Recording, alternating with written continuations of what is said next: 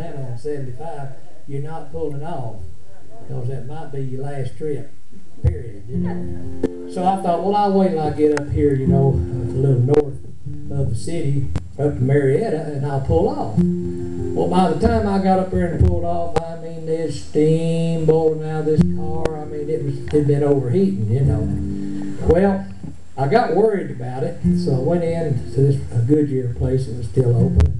He said there was a seal off in the cap of my car, and he replaced it and said put some new coolant and stuff in. He said that ought to hold you pretty good. Well, I had a buddy following it up, but he was going to the Smoky Mountains, so you know where I think it's 441 or 411 cuts off to go up to the mountains off 75, and everything was fine up there close to Dalton, Georgia. I said, you just go on home, take your shortcut, I believe I'll be okay. Well, went a little further, got in the middle of Dalton, Georgia, and that bell started going off again. And the heat started going up, and I said, that's it. So I got off the interstate, found a Ryder truck place, because I was not going to ruin that car, because I love that car. Well, it turned out, I decided to just put it on a car hauler and take it home, but they didn't have a car hauler. All they had was this big old truck that they could hook a car hauler to. They didn't have like a small truck where you could hook a car hauler. They only had this huge one. So huge you couldn't even see the trailer in the car behind you when you hooked it up. But I had them hook it up because I didn't want to take a chance on hurting that car. And I watched them as they hooked it up. And I don't know a whole lot about hooking up trailers back then, but I knew that I didn't like what they was doing. And that old boy come to me and he said, you want any insurance? I said, give me all you got. Everything. All of it. I signed up for the most expensive one I could get. Didn't think anything more about it, but I was out there, got out on 75, and that truck was just going like this. I mean, it was just bouncing up and down, bouncing up and down. And about a mile or two up the road, these cars flashed their lights at me.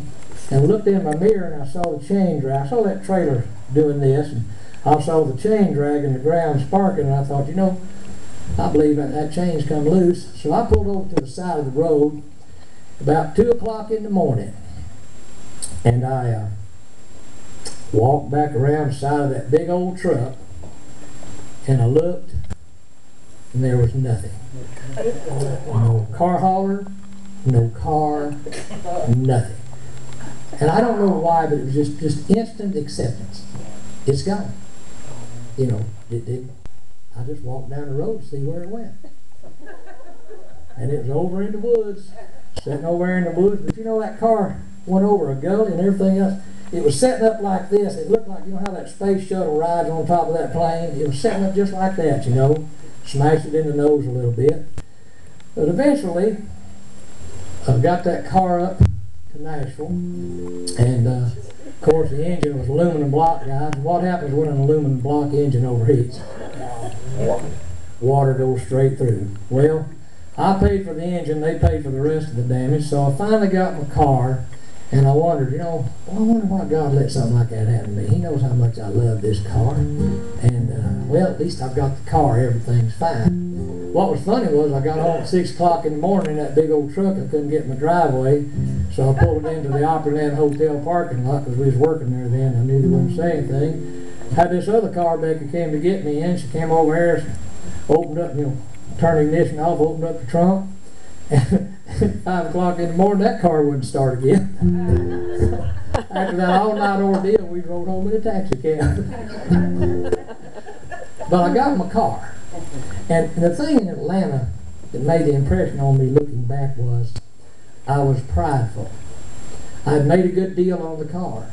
I thought I had done something really wonderful. I had. I wasn't saying, thank you, Lord, for giving me the blessings, one of the blessings of my life, one of the things that I desired. I was feeling I did this. I made the deal. I got it all done. I worked it all out. And I forgot to thank him for that. Didn't do it. Well, I came to the conclusion, because I was able to fix my car, I kept it for many years, and believe me, there's another part of this story that goes on with that automobile, but I feel like God didn't want to take that away from me. He just wanted me to know that all things come from Him. And He wants you to get on your knees and thank Him for those blessings that you have, because all the wonderful things in your life, and even the things that you think are not so wonderful at the moment, looking back, may well be worth the worth.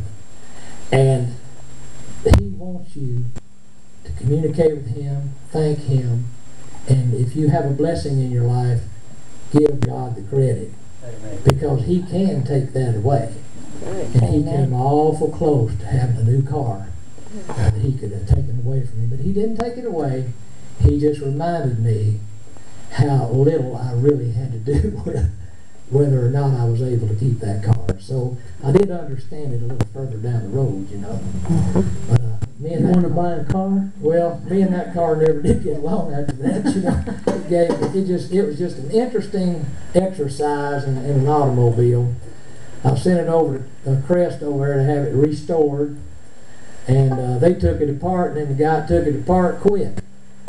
And nobody over there know how to put it back together again.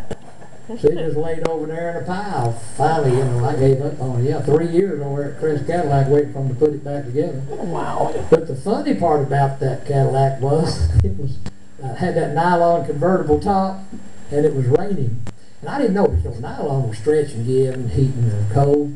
And I wasn't paying any attention.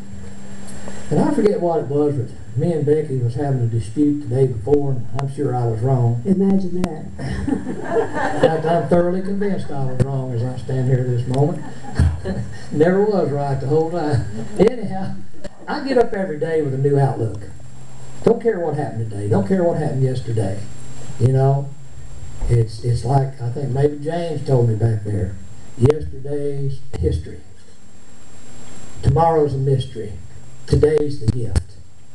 Today's the day you live in. Today's the day you make it. Don't worry about tomorrow. Don't worry about yesterday. Today's the day. But ever since I was a kid, for some reason, whatever happened yesterday, I get up today and it's a new day. I'm not going to drag that old stuff into another day. Doesn't matter. This is the day that counts for me. I've just been that way all my life, naturally.